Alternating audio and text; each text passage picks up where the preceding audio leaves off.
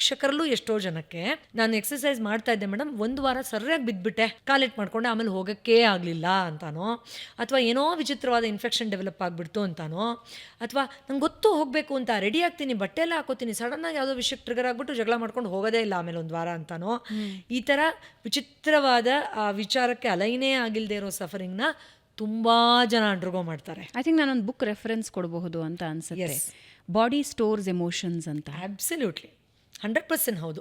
In fact ಇನ್ನೊಂದು ಲೂಯಿಸೆ ಅವ್ರದ್ದು ತುಂಬಾ ವಿಶೇಷವಾದ ಪುಸ್ತಕಗಳಿದೆ.